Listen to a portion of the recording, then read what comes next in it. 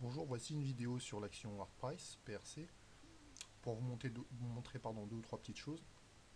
Alors, on va d'abord regarder le daily, c'est ce qui nous intéresse le plus, l'unité de temps journalière. Donc, je vous avais parlé d'un AB égale CD. Alors, on va tout de suite voir à quoi ça ressemble pour ceux qui n'ont pas l'habitude. Donc, l'AB égale CD, voilà, c'est une figure assez simple, ma foi. Donc, les harmonic patterns sont des figures où le prix et le temps sont en harmonie. Ce sont des figures qu'on ne trade qu'une fois terminées seulement. Donc, quand on en détecte une, par exemple, dans le cas du bearish, celle qui nous intéresse, on n'achète pas le point C quand on l'a détecté pour aller chercher D, mais soit on est déjà dedans parce qu'on avait une opportunité de rentrer, et dans ces cas-là, on attend le point D pour vendre, éventuellement même pour shorter en plus, ou soit justement, vous n'êtes pas dedans, vous attendez quand même le point D, puis bah, vous prenez une position short, ma foi, si vous êtes tenté de le faire. L'avantage de ces figures, c'est qu'ils permettent d'avoir des stop loss assez serrés, et que donc comparé au risque de perte, si vous faites stopper, votre gain potentiel est beaucoup plus important. Donc c'est sûr que ça ne fonctionne pas chaque fois, bien sûr, il n'y a aucune méthode qui fonctionne à 100%, mais dans le temps, il y a quand même peu de chances pour que vous détectiez que des mauvaises figures, ce qui fait que à chaque fois que vous en réussissez une, ça vous fait un joli trade. Donc voilà, ça c'est le AB égale CD de base, j'ai envie de dire.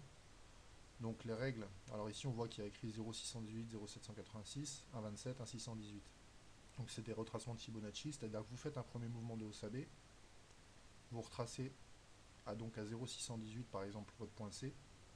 Dans ces cas-là, vous devez faire une projection du mouvement baissier à 1,618, une extension, pardon. Et si vous avez fait 0,786, vous faites les 1,27.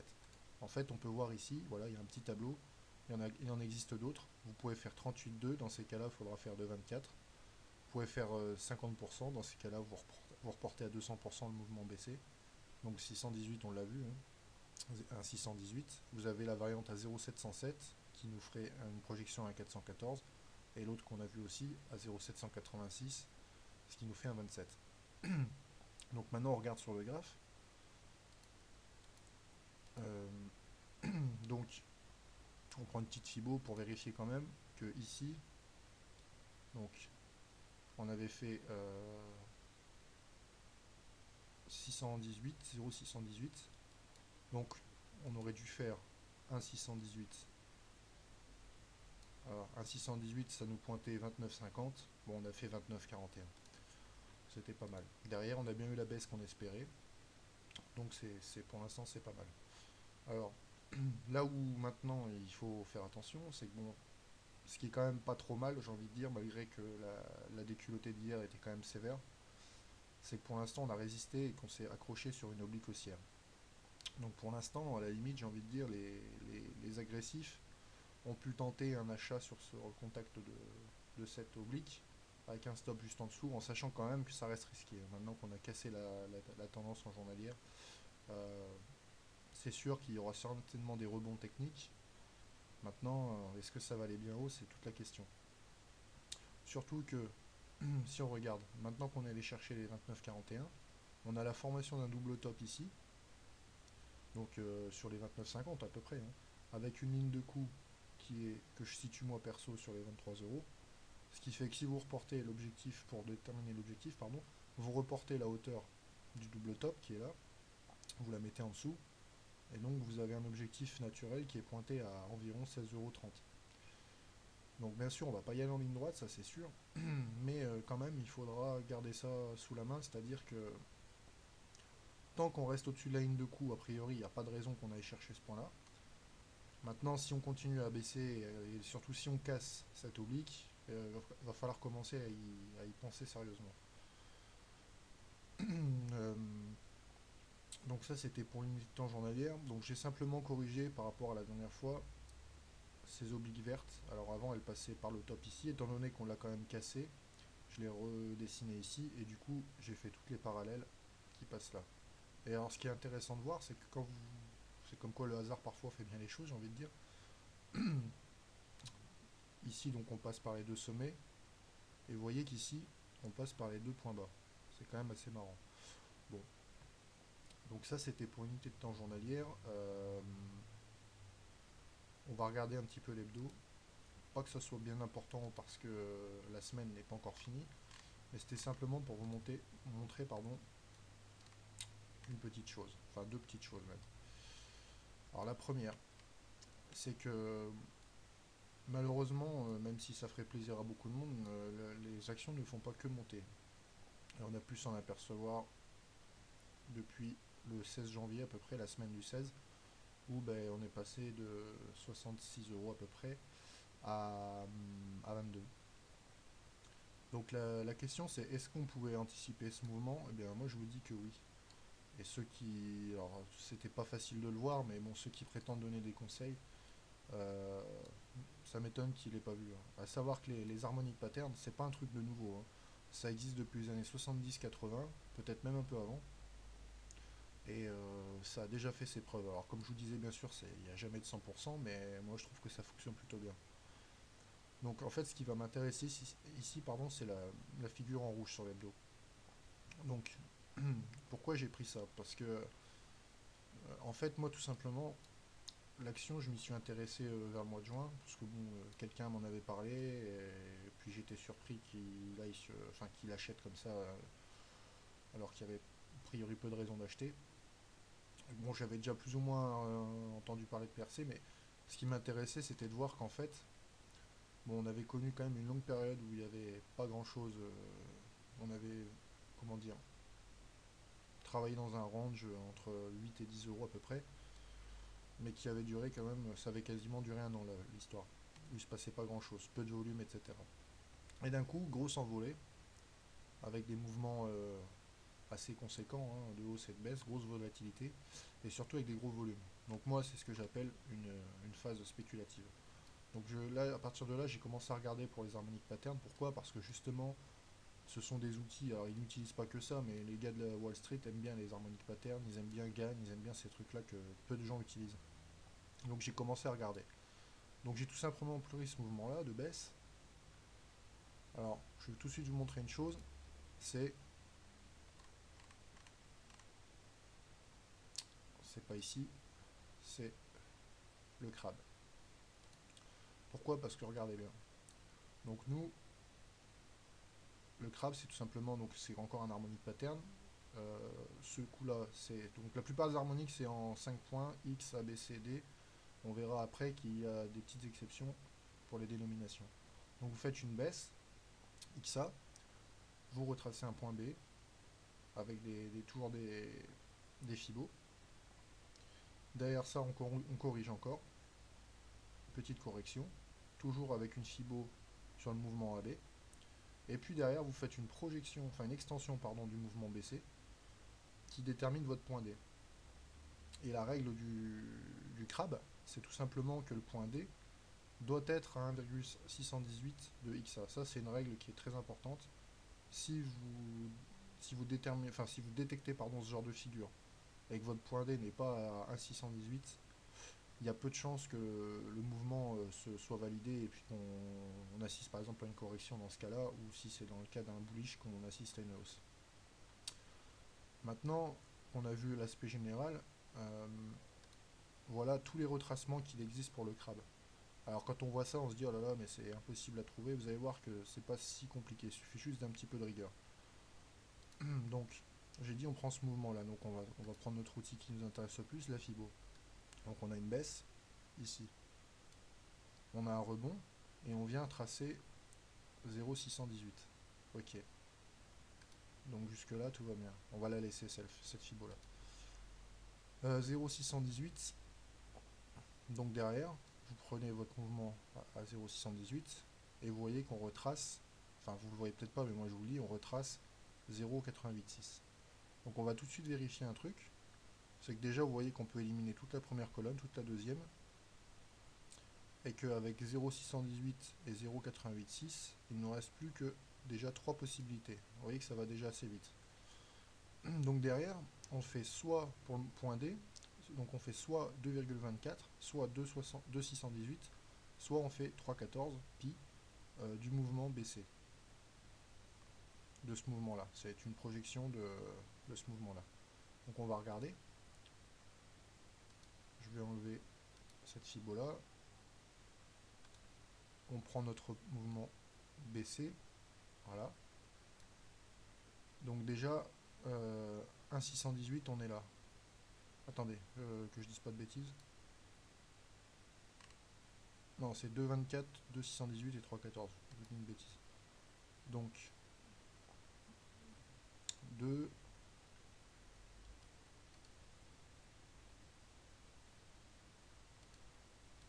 on va mettre 224. Ok, 224, on est là, donc ça va pas. 200, 218. Déjà, ça me plaît un peu plus. On va mettre le dernier, 3,14. Voilà, donc 3,14, on est ici, on n'y est pas allé. 2,618, on est ici. Et là, on y est allé, ok. Mais comme je vous ai dit, la règle la plus importante, c'est que le point D doit être à 1,518 du premier mouvement XA. Et 1,618, on est ici. Donc si vous regardez, on a en fait ici ce qu'on appelle la zone du PRZ, le Potential Reversal Zone.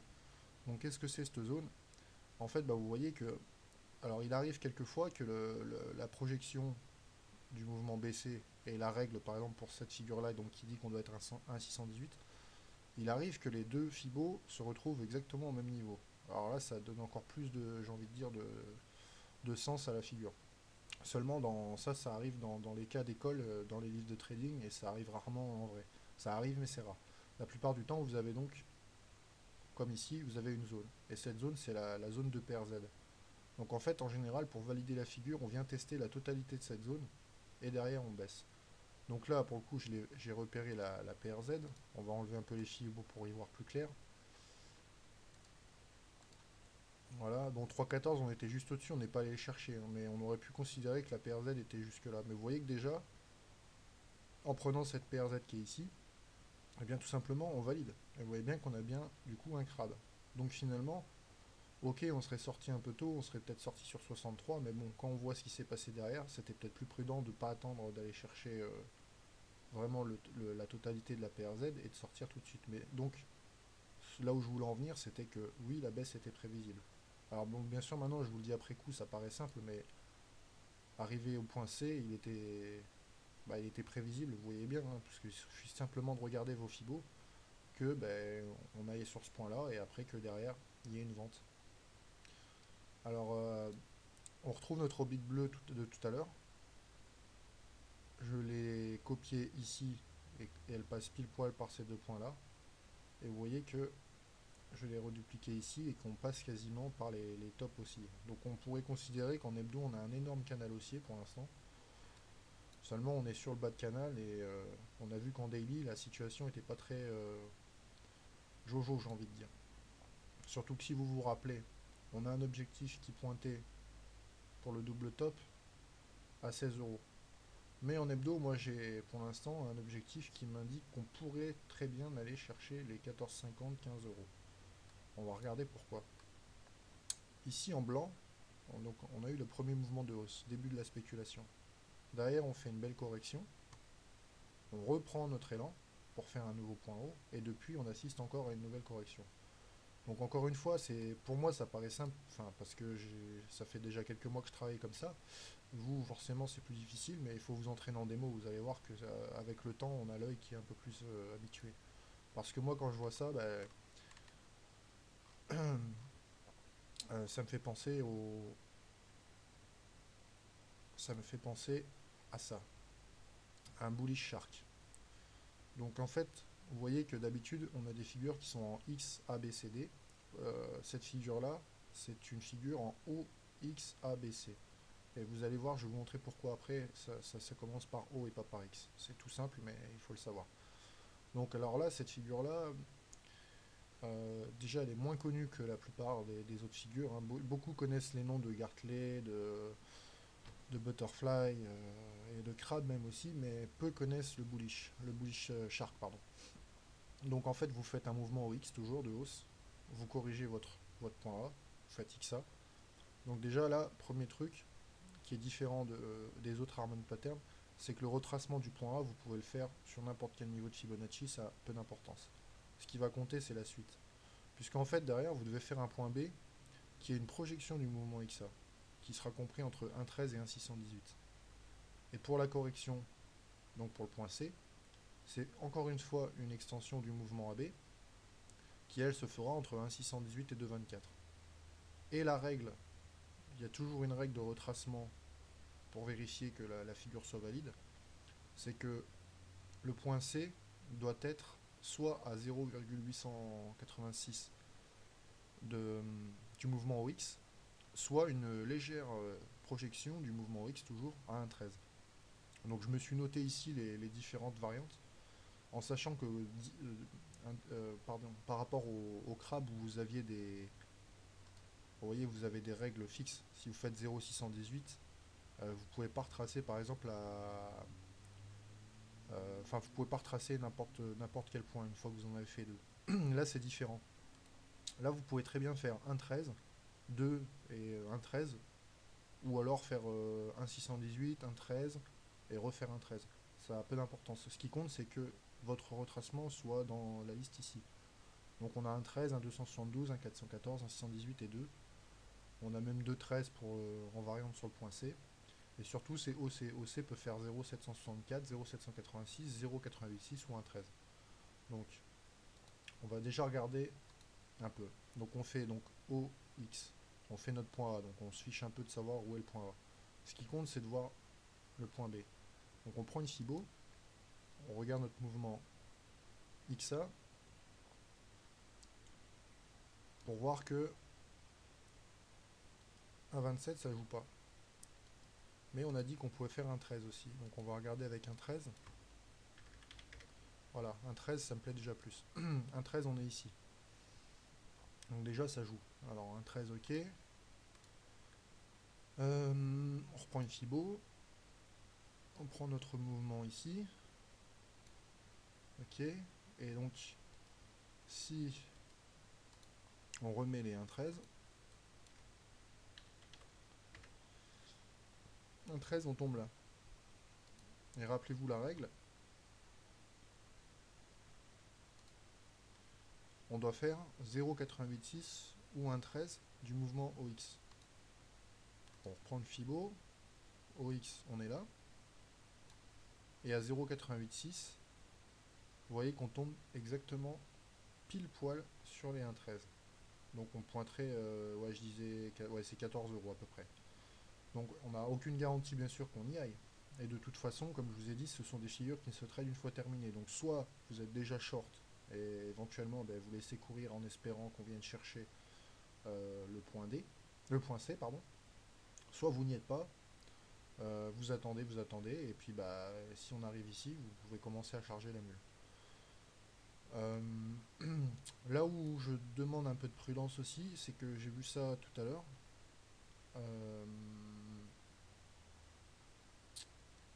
Ici, on a les 141%. Et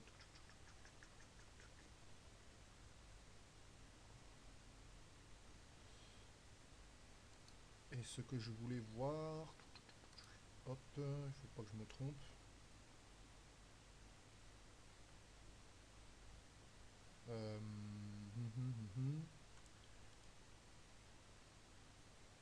Ok, c'est cette fibo là que je veux voir. Et je veux voir les 141.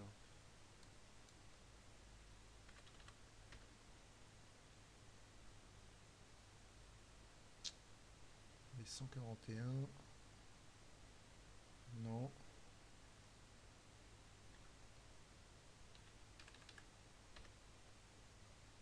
Ok, et les 1,618.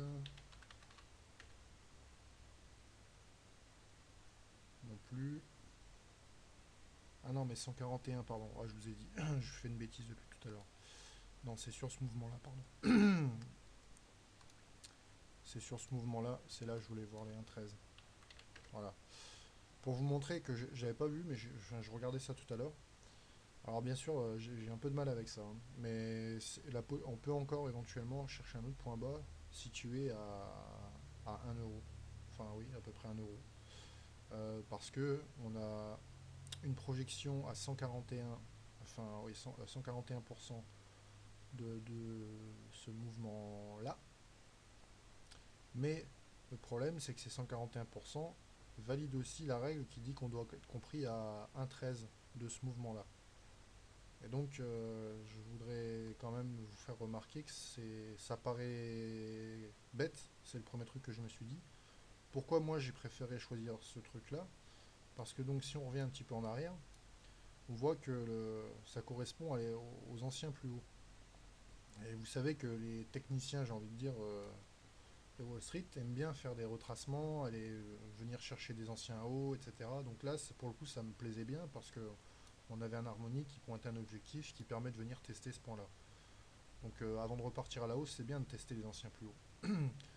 Mais en revenant dans le temps, en revenant longtemps en arrière dans le temps, sur la période justement 2003, et si je grossis pour qu'on y voit bien, hop, vous voyez qu'en rouge, c'est l'objectif qui est pointé si on fait donc le retracement extrême, et vous voyez qu'en fait ça correspond à des anciens plus bas. Puisque j'ai vu, bon je vous dis je connais pas super bien le titre, hein, mais que on était venu déjà chercher les 63 centimes d'euros. Donc on n'en est pas encore à venir chercher ce point, mais c'est pas à exclure. Aujourd'hui je reste quand même plus comment dire, plus dans l'optique de ce cas-là, parce que je vous dis ça correspond à d'anciens plus hauts, et que ben, enfin après bon, il faudrait faire un peu de fondamental, mais moi c'est pas mon truc, je laisse ça aux autres. Voilà, quoique même si apparemment d'après ce que j'ai pu comprendre, les résultats n'ont pas été exceptionnels, ce qui fait on a eu la chute d'hier, enfin du moins d'aujourd'hui. Euh, Déjà venir chercher ce point-là, ça veut dire encore bien corriger, hein, parce qu'aujourd'hui on est quand même bien au-dessus. Il faudra encore perdre un bon 20% pour venir chercher ce point. Donc voilà. Alors la petite truc encore que je voulais vous montrer avant de finir, pourquoi, pourquoi cette figure-là s'appelle OX, OXABC? Parce qu'en fait, on a le 5.0 qui n'est ni plus ni moins qu'un un shark, puisque vous retrouvez vos 1.13 et 1.618. Vous voyez que le point A, on n'a pas de retracement. Vous retrouvez vos 1.618, 2.24 pour le point C. La seule différence, c'est qu'on a bien donc le mouvement de baisse. Dans le cas de là, on serait dans le cas d'un shark bearish, de bullish, pardon, bearish, oui, pardon. C'est qu'en fait, vous ayez un rebond sur les 50% de Fibonacci du mouvement baissier, et derrière, vous changez de sens. Donc ça, c'est l'harmonique pattern qui est le plus récent. Il a été détecté dans les années 2000 à peu près. C'est un de ceux qu'on rencontre, alors c'est pas encore celui qu'on rencontre le plus, mais c'est celui qui a tendance à revenir de plus en plus souvent maintenant. Pourquoi? Bah parce qu'il est déjà, vu qu'il est, on va dire, relativement nouveau par rapport aux autres, il est encore pas trop connu, et qu'il est très piégeux dans le sens où beaucoup connaissent, enfin, certains connaissent le Shark, mais pas forcément 5.0, donc passent en point de vente sur le point C, et puis bah, sur le point D, étant donné qu'on a un rebond, eux ne sortent pas, parce que vous pouvez très bien avoir un double test, ça on pourra le voir plus tard, mais souvent on revient tester notre point C avant de rebaisser, c'est rare qu'on, enfin du moins c'est rare. De temps en temps, on arrive à C, on plonge direct. De temps en temps, on tourne autour du point C et seulement après on descend. Voire même on descend un petit peu, on revient chercher C, mais on continue à descendre derrière. Donc là, pour le coup, à 50%, on fait un rebond. Et donc c'est assez traître parce que si vous ne le voyez pas venir, eh bien vous vous faites sortir tout simplement par le marché. Donc là, on pourrait très bien, dans notre cas, regarder encore une fois avec une Fibo. Ok, 50%, on est là. Voilà. Donc, sur cette zone, si on va chercher les 15 euros, enfin 14 euros en gros, il faudra surveiller que si derrière on a bien notre mouvement de hausse espéré, qu'à 40 euros, on n'ait pas une violente correction, euh, ce qui ferait qu'il faudra changer de sens, tout simplement. Bon, on n'en est pas là, c'était simplement pour vous montrer pourquoi le Shark, comparé aux autres figures, ne fait pas X, A, B, C, D, mais plutôt O, X, A, B, C. C'est tout simplement parce que si vous faites un 5.0, la figure devient O, X, A, B, C, D. Donc c'est tout simplement pour ça. Donc j'ai été un petit peu long, mais c'était pour voilà, vous montrer un petit peu le principe, hein. Aujourd'hui, donc ce qui nous intéresse, c'est le daily. Donc comme je vous disais, hein, maintenant on surveillera bien que l'oblique aussi retienne. Et surtout on surveillera la ligne de coup du double top. Euh, Si on casse, bon ben voilà, vous savez où on risque d'aller. Et surtout si on va ici, ben, vous voyez que le shark, il faut aller sur le trait qui est vert. Nous on arriverait ici, je vois pas ce qui nous empêcherait d'y aller, hein. Si on n'est plus qu'à 1,50 € à peine quoi, donc il n'y a pas de raison qu'on n'y aille pas. Donc voilà, c'était simplement pour vous expliquer un peu le concept.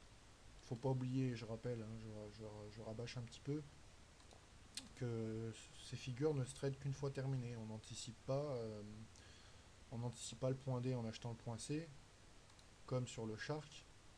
On ne, on ne vend pas pour aller chercher le point D. Là, pour le coup, on vend. Pourquoi? Parce qu'on avait une figure en journalier qui nous donnait un point de vente. C'est tout.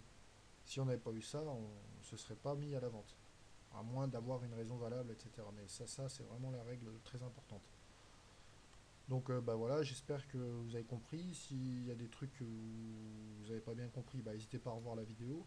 Si vraiment ça bloque, demandez-moi et puis si je peux, je vous expliquerai. Sur ce, bonne fin de journée, bon trade et à plus.